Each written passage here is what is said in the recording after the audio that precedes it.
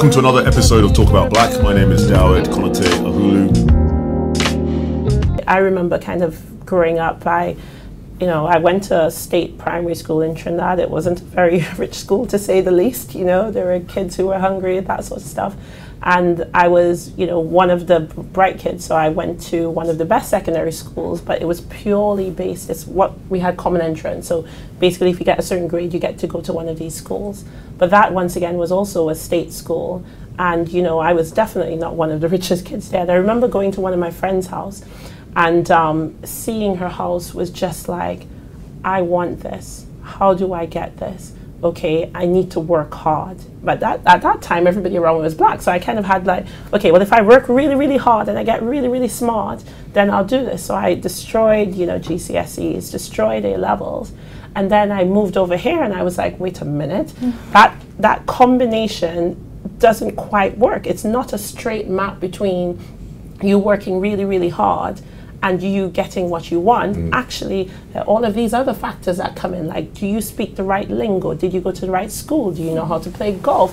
Did you internship at Goldman Sachs? Did you have the right hair? And I think I just couldn't figure it out. Even up to now, I kind of put it down to a little bit of luck, a little bit of skill. What is that combination that makes you succeed in a society like this? And, for people who say it's all about meritocracy, I would point to the very issue that we're not all on the same starting point. Even for me, just the fact that my parents went to university means that I'm on a different starting point from somebody who grew up in a single parent household. And my favorite quote is, one I heard from a company, it was Fearless Futures, which basically said, privilege is invisible to those who have it. So you don't know that you're privileged, because actually you have it. You know that you're one step ahead of life. You know that your parents had good jobs. You knew that you didn't have to worry about where your next meal came from. And you're starting from that position. That's not fair. And so what companies need to do actually is to get access to that poor kid that, was on free school meals, that basically didn't have a chance. They need to start assessing things and measuring it and looking for competencies that they think meet the values of their organization. This is one thing from a corporate perspective, and I feel like some corporates are moving in the right direction. For example, getting rid of university qualifications and kind of introducing more kind of pre-16 and pre-18 support for schools, etc. In the startup space, it's very different, and in an environment in which you have to be gritty as hell in order to actually succeed, where your network is everything in terms of funding, getting that support initially. If you're a young woman or a minority entrepreneur, it's very tough. And often, so I coach entrepreneurs, and when I'm having conversations with young men, often it's, I have a product and how can you help me? That's the conversation.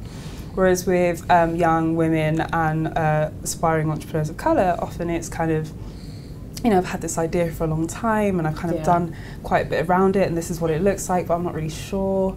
I kind of don't really know where to go, and I don't see myself as an entrepreneur. And often when you kind of, when you talk to them, it's a lot about confidence and self-esteem building, and you hardly ever get into the, so how can you actually help me advance this product? And so I feel like there needs to be so much more support for young people when they're at that pivotal point in terms of deciding what career they're going to have, whether they want to start a business, and helping them think through that process. However, we may overly focus on people who are quite already there. So I want to be an actuary, or I want to work in FS, or I want to be an entrepreneur. And then there's quite a bit of support there.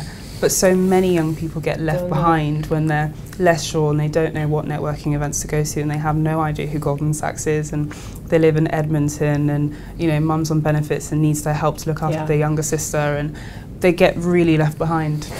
And it's interesting, that point about the confidence of women in particular, and the idea that they are sort of less sure about necessarily what they want, and I think that feeling of self-doubt is very across all races. That feeling of self-doubt is something that for women is very much a part of us. We aren't as overconfident as our male counterparts, and particularly when you're an ethnic minority, when you're black, for instance, that just that's like a kind of double whammy on top of that. Yeah. Because I think it's building that confidence. We're taught that in order to be socially attractive as women, we need to make ourselves modest. And when you promote yourself or when you speak about your achievements, you're seen as bragging. Whereas a young man in the same situation is seen as being authoritative or assertive or showing leadership potential. Absolutely. So you get taught by society that you need to make yourself small. And as an entrepreneur, that's the easiest way to fail. So it's actually so important that we don't not only teach those hard skills, like how do you actually get into this industry, but focus so much on that self-esteem, that confidence building, that leadership potential, and actually saying to young people that, you know, you can be absolutely anything you want to be, and this is how you do it. And I just don't think that we necessarily do enough of that. So your point about being leaders, I was having this debate at university actually, because someone was saying that yes, you know, women don't tend to be assertive, they don't tend to kind of take risk or leadership positions, and I said, why do you think that is? And I believe that, you know, yes, there can be genetic factors, but at the same time we learn things from our environment. And I was saying, yeah, to my friend that it's so important that, you know, their programs actually teach young girls, okay, this is how you can develop these leadership skills. For example, one summer, I was 16, I led a campaign kind of focusing on mental illness after meeting someone who had severe social anxiety, and my mum's a mental health nurse. However, I felt as if I couldn't speak to her and I didn't know how to deal with that. So I thought, okay, it's really important we get young people talking about mental illness.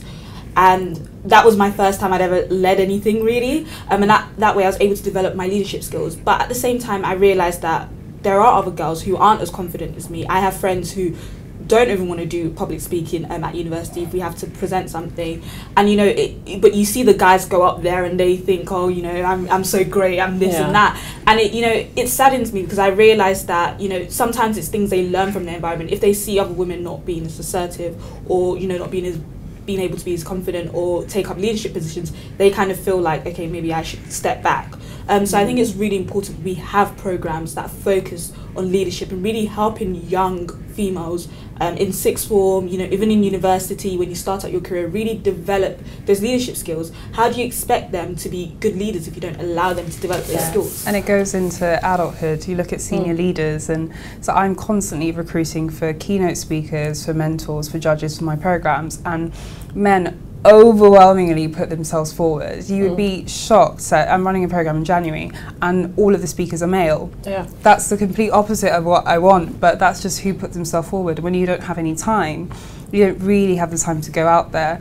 And what happens when I really want women and I put that into the sort of post or the advert or the newsletter, I get women suggesting their friends. Absolutely. I'm like, Jesus Christ, we really need to actually have more women who are confident putting themselves forward, and also have more programs in which we explicitly say, you know, not just women-focused program, you know, general conferences, general events that actually make a point of having 50% panel representation of women and going out to communities and asking, as opposed to waiting for them to come to you. I need to jump in because this has just been a fabulous conversation. I feel like we could just keep going, but thank you so much. Izzy Obeng, thank you so much for joining us. Marisa Hall and Bethel Ahonsi, iContes, what a great discussion. I feel like in some way we have done a little bit towards making that snowy peak a little less snowy maybe.